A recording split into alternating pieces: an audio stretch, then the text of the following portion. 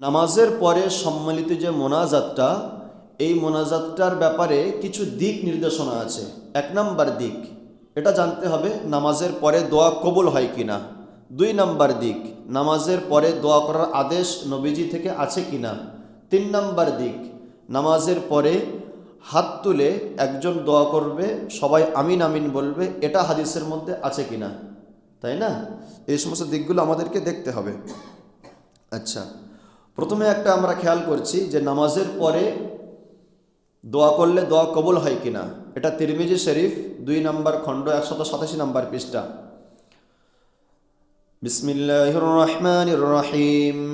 عن أبي أمامة رضي الله تعالى عنه قال قيل يا رسول الله أي الدعاء أسمع بمعنى القبول قال جوف الليل الآخر ودبر الصلاة المكتوبات هذا حديث حسن। নবীজির সাহাবী হযরত আবু উমামা রাদিয়াল্লাহু তাআলা আনহু তিনি বলছেন, ক্বালা কিলা ইয়া রাসূলুল্লাহ, তিনি আল্লাহ রাসূল সাল্লাল্লাহু আলাইহি সাল্লামকে জিজ্ঞাসা করলেন, হে আল্লাহর রাসূল, আইয়ুদ দুআই আসমাউ, কোন দোয়াটা আল্লাহর কাছে বেশি কবুল হয়, অর্থাৎ কোন সময় দোয়াটা আল্লাহর কাছে বেশি কবুল হয়। তো আল্লাহ রাসূল সাল্লাল্লাহু আলাইহি সাল্লাম 2টা সময়ের কথা বললেন। 1 নম্বর নবীজি বললেন জাওফুল লাইলিল আখিরু, রাতের শেষ ভাগে। এবং এমরমে আরো হাদিস রয়েছে, নবীজি বলেন আনজিলু রাব্বুনা তাবারাকা ওয়া তাআলা কুল্লা লাইলিন ইলা সামাইদ দুনিয়া হিনা বাকা সুলুসুল লাইলিল আখির, বড় একটা হাদিস রয়েছে। তো রাতের শেষ ভাগে দোয়া কবুল হয়। 2 নম্বর নবীজি বললেন অদুবরা সলাতিল মাকতুবা, এবং ফরজ নামাজের পরে দোয়া কবুল হয়। কোন নামাজের পরে? ফরজ নামাজের পরে দোয়া কবুল হয়। তাহলে আমরা এই হাদিস থেকে জানতে পারলাম যে ফরজ নামাজের পরে দোয়া কবুল হয়। হাদিসের কিতাবের নামটা কি? তিরমিজি শরীফ। কারণ বড় বড় যে বুখারী শরীফ, মুসলিম শরীফ, আবু দাউদ শরীফ, তিরমিজি শরীফ যেটা বলে, এটাই হচ্ছে আসল সেই তিরমিজি শরীফ। এবার সেম হাদিসটা মিশকাত শরীফের মধ্যেও রয়েছে। মিশকাত শরীফের 89। কারণ এই জামানায় অনেক মানুষ ধোঁকা দেওয়ার চেষ্টা করছে যে এগুলো হাদিসের মধ্যে নেই, কিন্তু আসলে উলামায়ে কেরামদের সামনে তো ধরা পড়ে যাবে। আমরা তো হাদিস পড়েছি, এই হাদিসগুলো নেড়া আরবি বলা হয়, এতে কোনো জবরজের কিছু নেই, কিন্তু এগুলো আমরা অনার্গল পড়তে পারি। তো মিশকাত শরীফের মধ্যে বাবু জিক্রি এর মধ্যে 89 নম্বর পেজে হাদিসটা বর্ণনা করা হয়েছে। عن أبي أمامة رضي الله تعالى عنه قال قيل يا رسول الله أي الدعاء أسمع قال جوف الليل الآخر ودبر الصلاة المكتوبات رواه الترمذي। মানে এই কিতাবটা তিরমিজি শরীফের হাওয়ালা দিচ্ছে। তার মানে বোঝা গেল এটা যে মিশকাত শরীফ এও প্রমাণ করলো যে নামাজের পরে দোয়া কবুল হয়। নামাজের পরে কি হয়? দোয়া কবুল হয়। আচ্ছা, তাহলে প্রথমে একটা হাদিস আমরা ফলো করলাম, হাদিস থেকে প্রমাণ পেলাম এটা নামাজের পরে দোয়া কবুল হয়। এটা তিরমিজি শরীফের কত নম্বর হাদিস? হাদিস নম্বর হচ্ছে 3499 নম্বর হাদিস, এবং ওটা আন্তর্জাতিক নম্বর, এবং কিতাবের অনুপাতে সেটা 3521 নম্বর হাদিস। তাহলে 1 নম্বর জিনিসটা খেয়াল রাখতে হচ্ছে নামাজের পরে দোয়া কবুল হয়, হাদিসের মধ্যে আছে, তাই তো? এবার আবু দাউদ শরীফ থেকে দেখব যে নামাজের পরে দোয়া করার আদেশ আছে কিনা। দোয়া তো কবুল হয়, হাদিস থেকে জানতে পারলাম, দুবরা সলাতিল মাকতুবা। এবার দেখব নামাজের পরে দোয়া কবুল করার কথা, মানে দোয়া করার আদেশ নবীজি সাল্লাল্লাহু আলাইহি সাল্লাম থেকে আছে কিনা। আবু দাউদ শরীফের 213 নম্বর পৃষ্ঠা।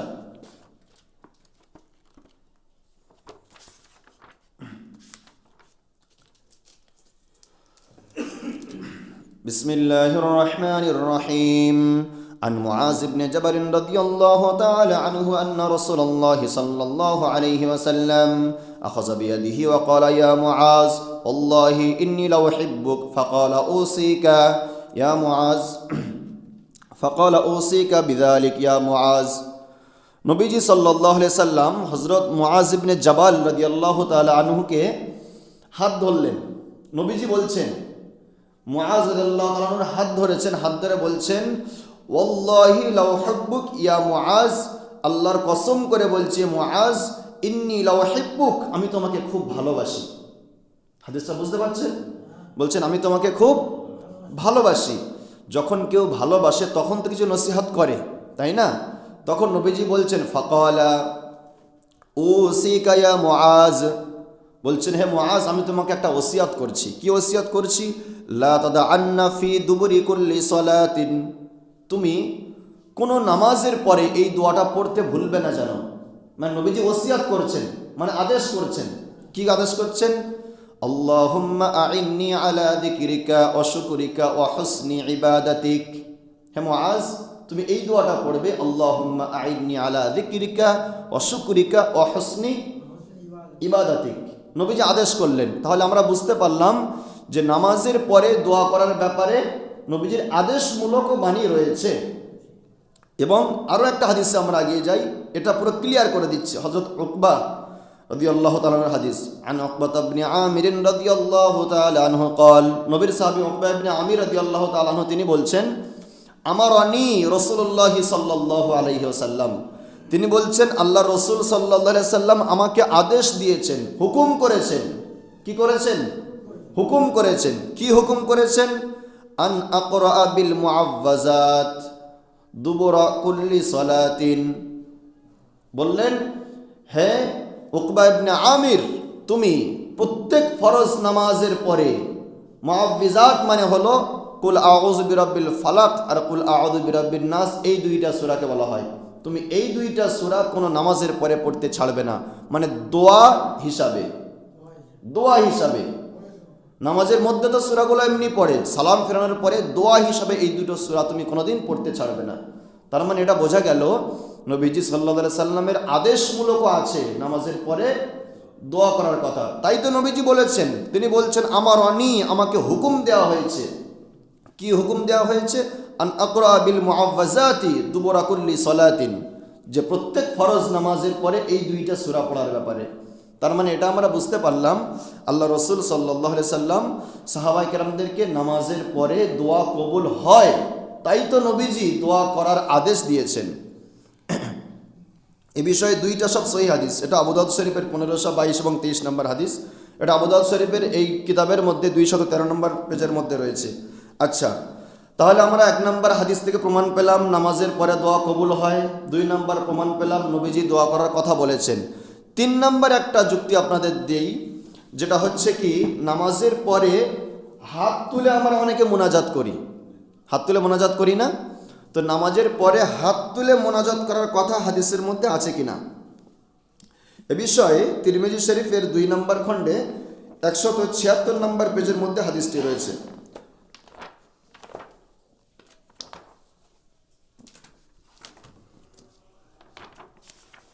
নামাজের পরে হাত তুলে দোয়া করা যায় কিনা, মানে দোয়ার সময় নবীজি হাত তুলতেন নাকি এমনি এমনি দোয়া করতেন? হাদিসটা বর্ণনা দিচ্ছেন হযরত ওমর ইবনে খাত্তাব রাদিয়াল্লাহু তাআলা আনহু, মানে ওমর ফারুক রাদিয়াল্লাহু তাআলা আনহু, নবীজির বৃহত্তম একজন সাহাবী। এটা তিরমিজি শরীফের 3408 নম্বর হাদিস। হাদিসটা একটু পড়ে শোনাই।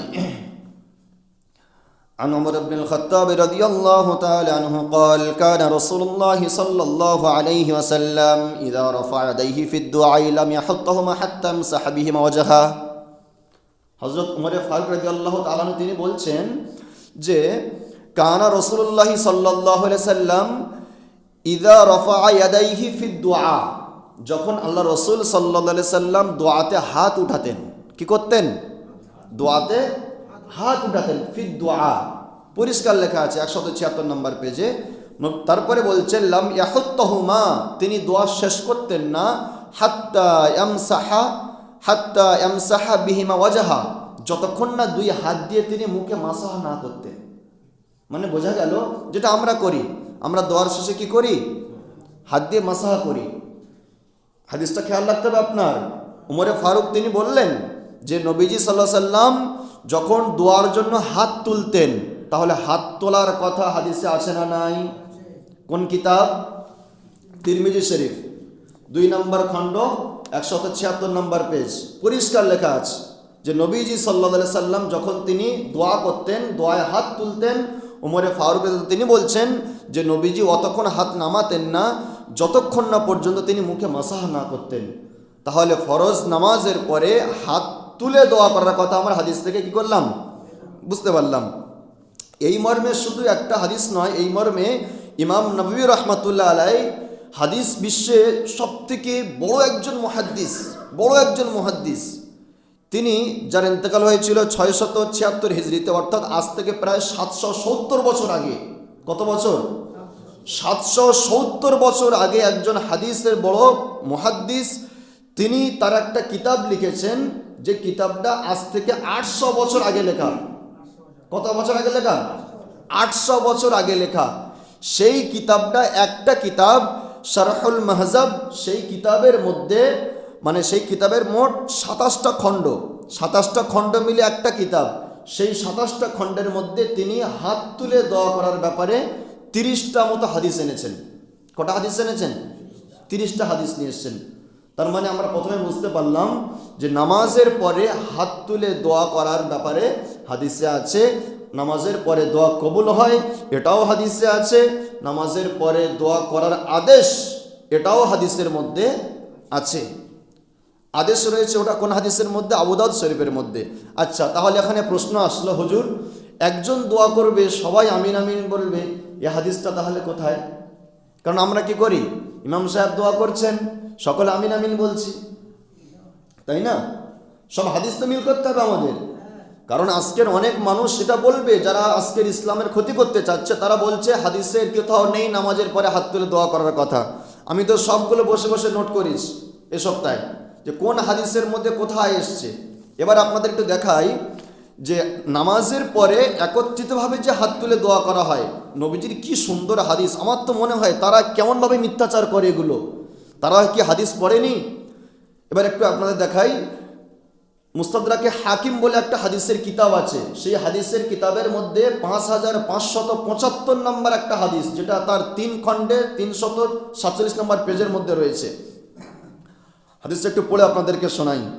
আন হাবিব ইবনে মাসলামা রাদিয়াল্লাহু তাআলা আনহু قال, নবীর সাহাবী হাবিব ইবনে মাসলামা তিনি বলছেন, সামিআতু রাসূলুল্লাহি সাল্লাল্লাহু আলাইহি ওয়াসাল্লাম ইয়াকুল, আমি আল্লাহ রাসূল সাল্লাল্লাহু আলাইহি সাল্লামকে বলতে শুনেছি। নবীর সাহাবী বলছেন, আমি আল্লাহ রাসূলকে বলতে শুনেছি। দেখি নবীজি কি বলেছেন। ইয়াকুলু লা ইয়াজতামিউ মালাউন ফায়াদউ বা'দুহুম ওয়া ইউআমিনুল বা'দু ইল্লা আজাবাহুমুল্লাহ। নবীজি বলেন, যখন তোমাদের মধ্যে কেউ একজন দোয়া করে আর বাকিরা, ফায়াদউ বা'দুহুম, কেউ একজন দোয়া করেছে আর ওয়া ইউআমিনুল বা'দ, আর বাকিরা আমিন আমিন বলছে। ওয়া ইউআমিনু মানে আমিন আমিন বলছে। নবীজি বলেন, ইল্লা আজাবাহুমুল্লাহ, ওই দোয়াটা আল্লাহ অবশ্যই কবুল করে নেয়। সুবহানাল্লাহি ওয়া বিহামদি।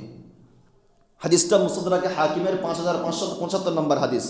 নবীজি বলেন, যখন তোমাদের মধ্যে কেউ দোয়া করে আর অন্যরা আমিন আমিন বলে, সেই দোয়াটা আল্লাহর কাছে কি হয়ে যায়? কবুল হয়ে যায়। তার মানে পরিষ্কার বোঝা গেল, যখন আমি একজন দোয়া করছি, সবাই আমিন আমিন বলছে, এটাও হাদিস থেকে প্রমাণ, মানে সেই দোয়াটা কি হয়? আল্লাহর কাছে কবুল হয়ে যায়। আচ্ছা, ওটা তো মুসনাদে হাকিমের মধ্যে। একই মর্মে আরও একটা হাদিস বর্ণনা করা হয়েছে, যেটা আবু দাউদ শরীফের 938 নম্বর হাদিস।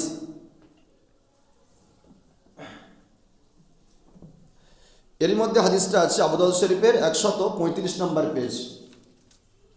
মানে আজকাল এত সমাজের মধ্যে ফিতনা, যে ডাইরেক্ট যদি প্রমাণ না করানো যায়, বিশ্বাস করাটা অসম্ভব হয়ে যায়। এই দেখুন, যে একজন দোয়া করবে, বাকিরা আমিন আমিন বলবে।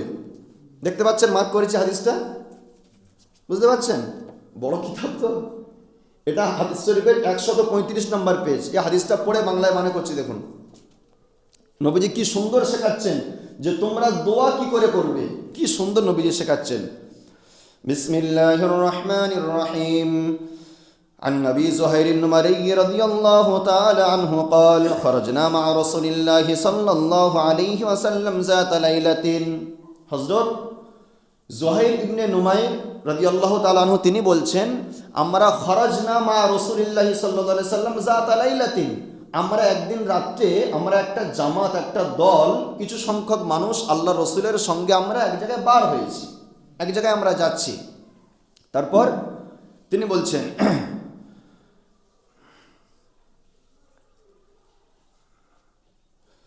ফাআতাইনা আলা রাজুলিন কদ আলাহা ফিল মাসআলাতি, আমরা যাওয়ার সময় একটা ব্যক্তির কাছে গেলাম, দেখি সে খুব অনুনয় বিনয়ের সঙ্গে সে দোয়া করছে।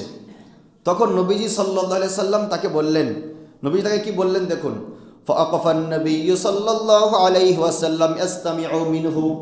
যখন সাহাবায়ে কেরামরা একসঙ্গে যাচ্ছেন আর সেই ব্যক্তি কদ আলাহা ফি মাসআলাতি, সেই ব্যক্তি খুব অনুনয় বিনয়ের সঙ্গে দোয়া চাচ্ছেন, সাহাবী বলছেন, হযরত আবু যুহাইর বলছেন যে ফাআকাফান নবিয়্যু, তার দোয়াটা শুনে নবীজি ওখানে দাঁড়িয়ে গেলেন। নবীজি কি করলেন? দাঁড়িয়ে গেলেন। দাঁড়ানোর পরে নবীজি এবার ইসতামিউ মিনহু, তার দোয়াটা শুনলেন।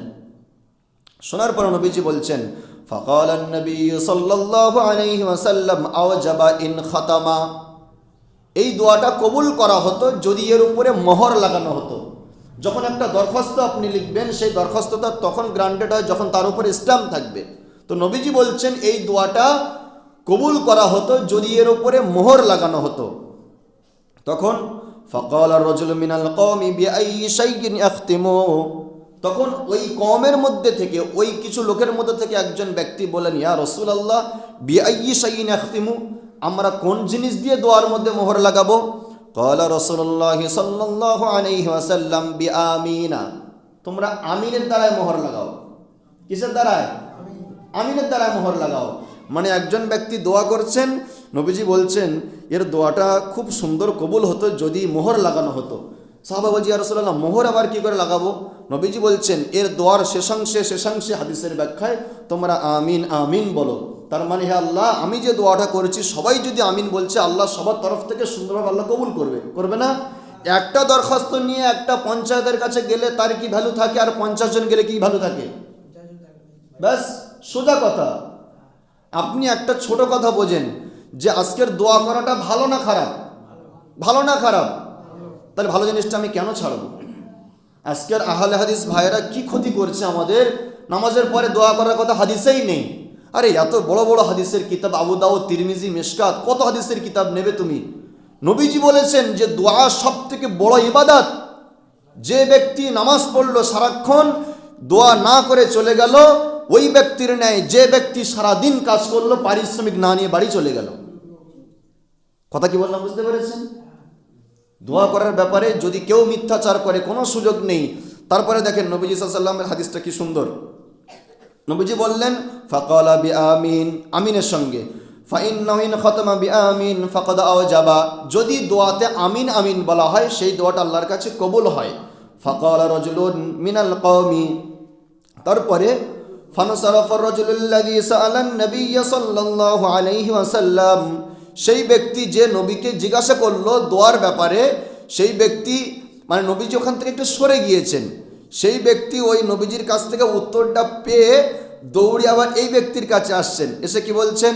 ফাআতার রাজুলা ফাকালা আখতিম, ফাকালা ইখতিম ইয়া ফুলান বিআমিন ওয়া আবশির। সেই সাহাবীটা আবার ব্যাকে এসে এই দোয়া করনেওয়ালা ব্যক্তিকে বলছে, ভাই তুমি আমিন আমিন বলনেওয়ালা তৈরি করো, বা তুমি আমিন আমিন বলো, আবশির, তোমার দোয়াটা কবুল করা হবে। তার মানে বোঝা গেল কি, তো দোয়াতে যদি আমিন আমিন বলা হয় তাহলে সেই দোয়াটা কবুল করা হবে। এবার দোয়া সংক্রান্তি কিছু মাসআলা বলে রাখি। যখন ইমাম সাহেব দোয়া করবেন এটা খেয়াল রাখতে হবে, দোয়াটা হচ্ছে একটা মুস্তাহাব, ভালো জিনিস, ভালো জিনিস না, মুস্তাহাব জিনিস। কিন্তু কোনো ব্যক্তি যদি নামাজ ছেড়ে যায় তার নামাজটা ফরজ। নামাজটা কি? ফরজ। আমি যদি রব্বানা যালামনা আনফুসানা ওয়া ইল্লাম তাগফির লানা ওয়া তারহামনা লানাকুনান্না মিনাল খাসিরিন জোরে দোয়া করছি, তাহলে কিন্তু সেই ব্যক্তির নামাজে ক্ষতি হবে। ক্ষতি হবে না? আমার মুস্তাহাব দিয়ে তার ফরজ নামাজকে আমি ধাক্কা দিলাম। এমন কি মাসলার মধ্যে এটা আছে, যদি কোনো ব্যক্তি নফল নামাজ পড়ে কোনো নামাজ, তার পাশে তুমি জোরে কোরআন তেলাওয়াত করতে পারবে না। আফজালুজ যিকরি তিলাওয়াতিন মিনাল কোরআন, নবীজি বলেন সব থেকে দামি জিকির হচ্ছে কোরআন তেলাওয়াত। সেই জিকিরকে অফ করতে বলছে যখন কেউ নামাজ পড়বে। তাহলে দোয়াটা কখন করতে হবে? যখন কেউ নামাজি, সবাই সালাম ফিরে একের সাথে ফারাগাত, তখন একটু আওয়াজ দিয়ে করতে পারো। আরও উত্তম মুহাক্কিকিনে কেরাম বলছে নামাজের পরে দোয়া কবুল হয় এই সময়টা দোয়া আস্তে করাটা সব থেকে উত্তম। কারণ যদি আমি জোরে দোয়া করি তাহলে অন্য কেউ যদি তার কোনো জিনিস আল্লাহর কাছে চাওয়া থাকে সে হয়তো আমার সাউন্ডে গুলিয়ে ফেলবে, চাইতে পারবে না। সেজন্য আস্তে চাওয়া দরকার। যারা দোয়া চাইতে পারে না তারা আমিন আমিন বলবে, বা যারা চাইতে পারে তারাও আমিন আমিন বলবে। এই একই মাসআলা যখন জামায়াত আসবে মসজিদে, তাবলীগী ভাইরা যখন আসবেন, এদেরকে ভালোভাবে বুঝিয়ে দেবেন।